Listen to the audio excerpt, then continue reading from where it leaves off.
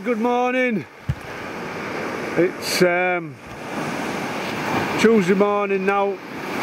I've been up about an hour. I've just had me pot of coffee and me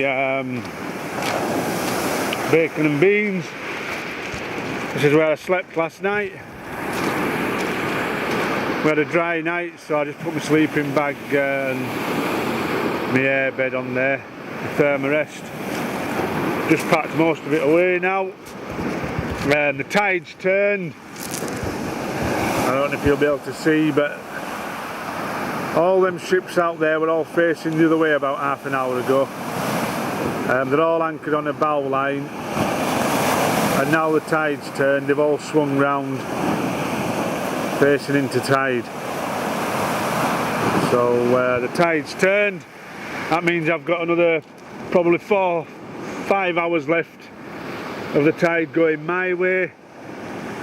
So I'll get down to Felixstowe hopefully.